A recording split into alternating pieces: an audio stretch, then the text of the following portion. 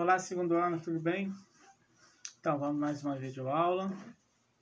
Recapitulando, né? Falamos sobre pré-modernismo, né? Essa fase da literatura, fase que não é considerada uma escola literária, assim, mas um momento, né? Da literatura, uma fase, porque os autores daquela época, desse período, não apresentavam características comuns, né? Havia um verdadeiro sincretismo, né? A presença dos simbolistas, realistas, naturalistas, dentre outros, né? Então não poderia ser, não pôde ser classificado como uma escola literária, né? E sim um momento e um período de transição de século, né? De ideias, né? Ali já se preparava o modernismo. Alguns autores já tinham uma postura diferenciada em relação à maneira de produzir, né? Utilizando uma linguagem mais simples, outros com a linguagem rebuscada, mas a temática já é diferente, né? Até chegar, né? Isso tudo influenciado, né?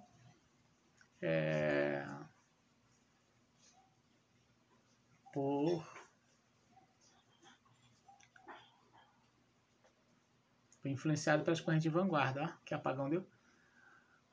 Pelas correntes de vanguarda, né? Europeias vieram trazidas para cá, né? E ali alguns autores já tinham uma visão diferenciada, né, nesse período. E vimos que o estopim, que o modernismo não começa na Semana de Arte Moderna, ele já vinha sendo preparado, né? E ele vai ter o estopim, o marco do modernismo brasileiro vai ser na Semana de Arte Moderna. É a semana de 22, no Teatro de São Paulo, né? Onde vão se reunir vários artistas, poetas, artistas, e lá vão expor, né, essa novidade, né? E não vão ser aceitos, né? De certa forma não vão ser aceitos porque foram vaiados, né? Porque por conta de ser uma novidade, né? Uma ruptura bem drástica, né? Por isso eles são chamados de desbravadores, né? A fase heróica, para esse primeiro momento do modernismo brasileiro, a semana de 22, é considerada a fase heróica por conta disso, né? Dessa coragem, né? Desses artistas e poetas de romper, né? com o convencionalismo, tudo aquilo que já estava formado, aquilo que já estava convencionado, né? das escolas literárias anteriores será rompido, né? Então, na arte, né? na literatura, né? E vemos, né, que o modernismo não é um simples período, né? Da literatura, mas ele é um movimento que vai mexer com as questões artísticas, né? Estética, né? E culturais de uma época, né? E temos frutos, né, dessa Semana de Arte Moderna, a princípio rejeitada por uns, criticadas, né? Mas a semente foi plantada ali e nós estamos colhendo fruto dessa semente na nossa literatura até hoje. Então, esse primeiro momento do modernismo brasileiro, a fase da desconstrução, do rompimento, né, desses autores considerados desbravadores, né, corajosos, né, porque você confrontar, né, você desconstruir, né, tudo que veio antes, né, já preparadinho, que foi elaborado, que foi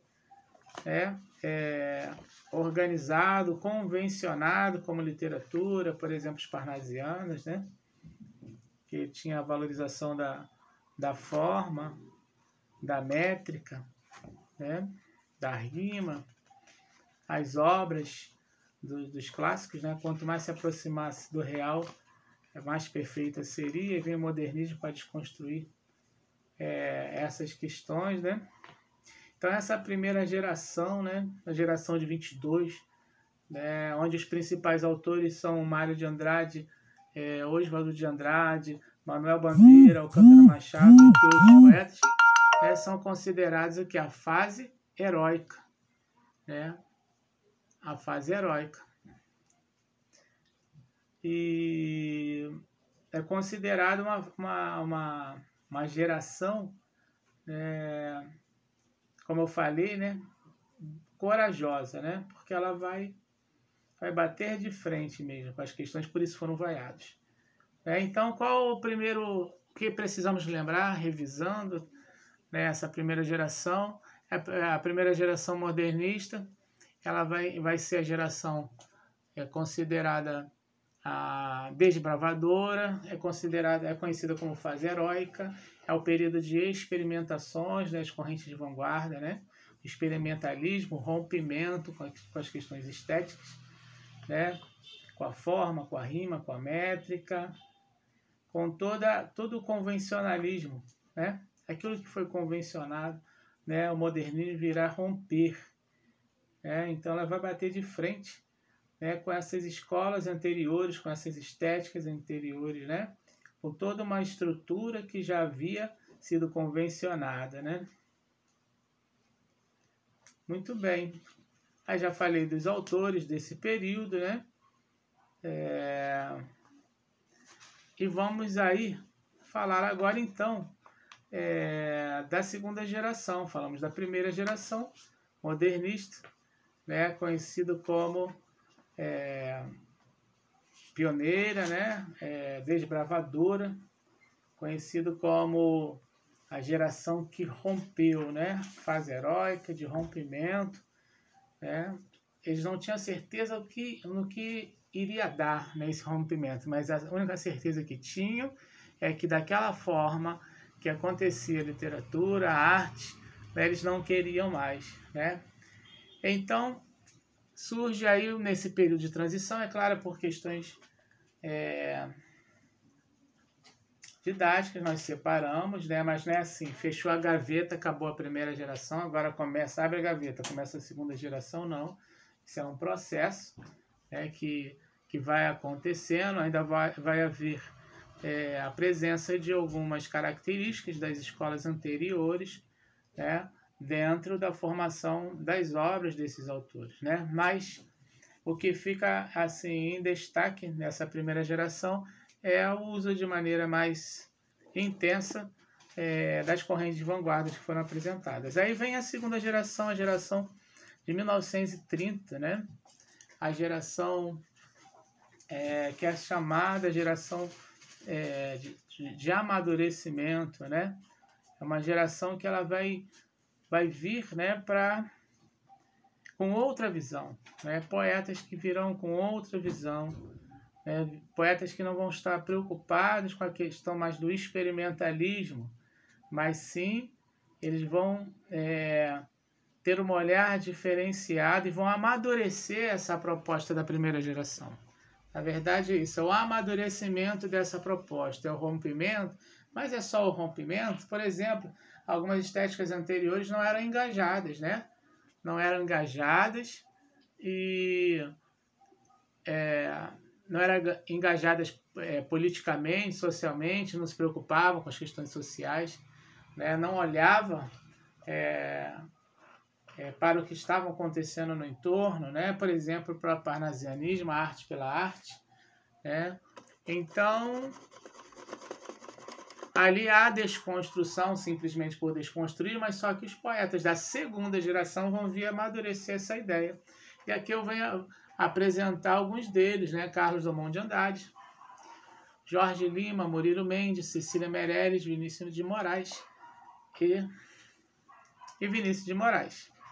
Não coloquei as características, vou tirar aqui por enquanto e vamos comentá-las, que é melhor, né?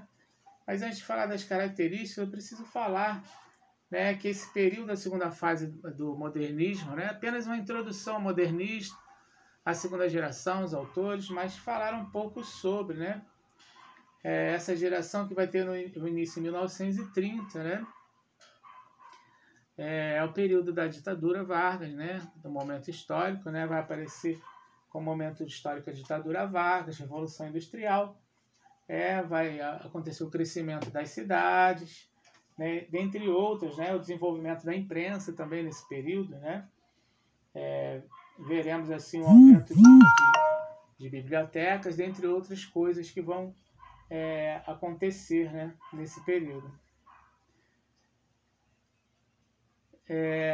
Em relação à poesia desse momento, né, desse segundo momento, né, da geração de 30, né, não vai estar preocupada mais, é o que eu falei, né, eles vão amadurecer essa ideia, né, eles não estarão mais preocupados com algumas questões que eram confrontadas pela geração de 22, né, algumas questões imediatas, vamos dizer assim, né, por exemplo, né,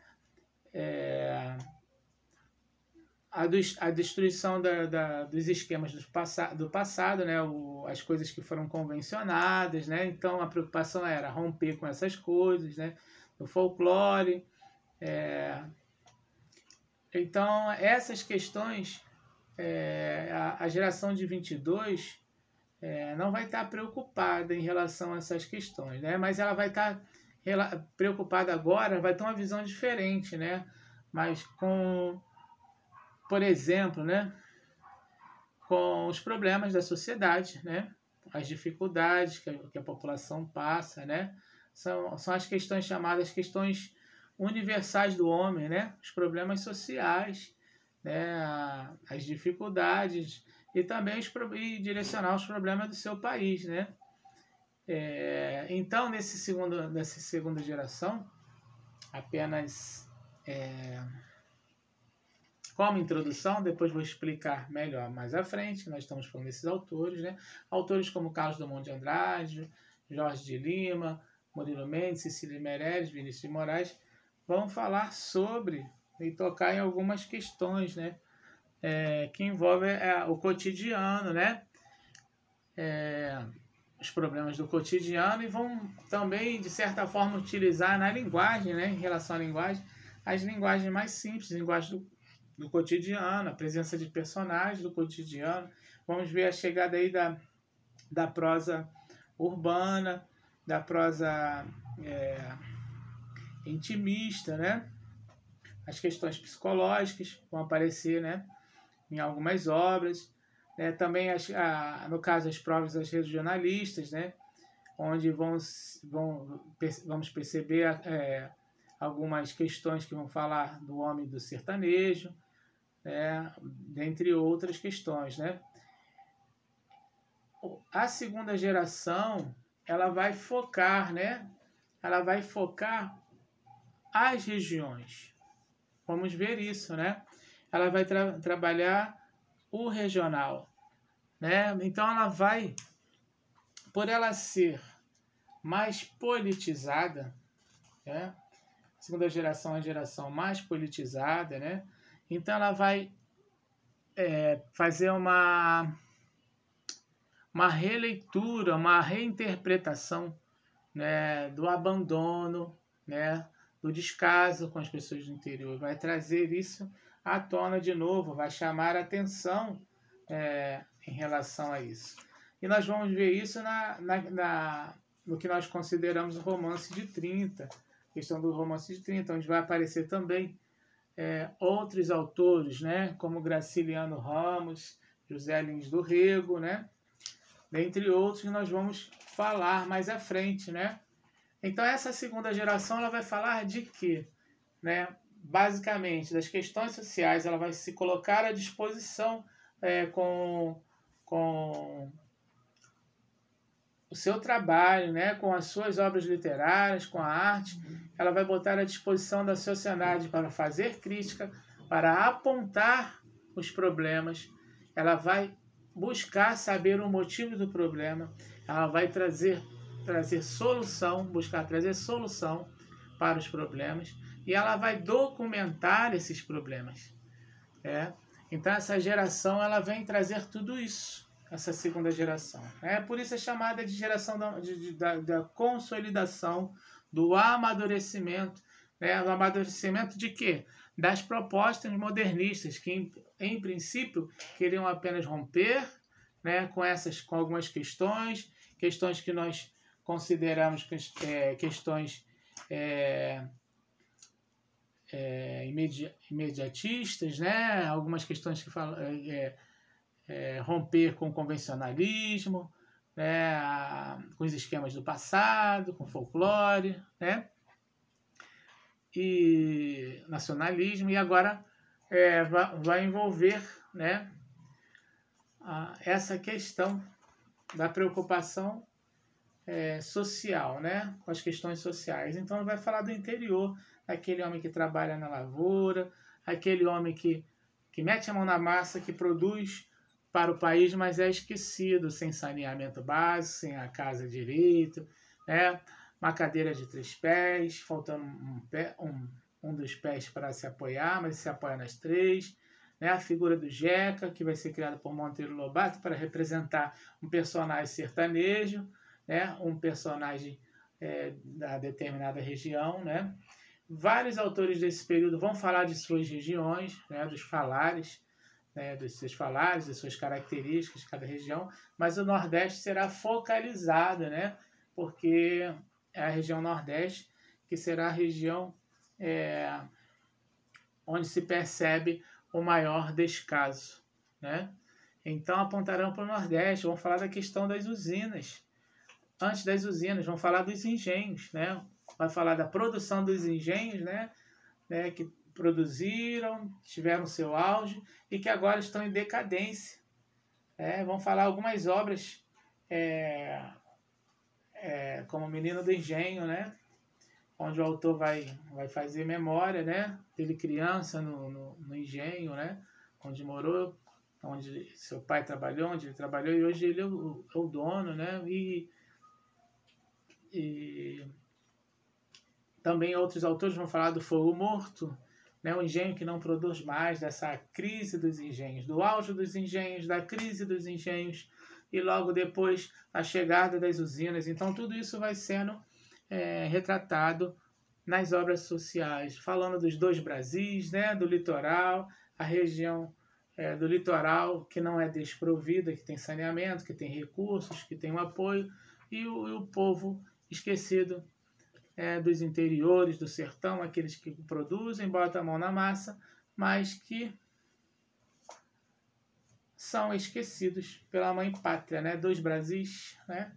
2 Brasis, um esquecido e o outro apoiado. Então eles vão sinalizar tudo isso, né, em suas obras, né? Então vamos ver mais à frente sobre isso. Aí dentre eles, como eu falei, temos aí Carlos Drummond de Andrade, né? Jorge de Lima, Murilo Mendes, Cecília Meirelles e Vinícius de Moraes, né? Alguns autores, ok? Então nós vamos terminar a nossa aula de hoje por aqui, né? Falei um pouco sobre a geração de 22, apresentei alguns autores, né? E eu vou deixar como exercício para vocês para casa, nesse vídeo.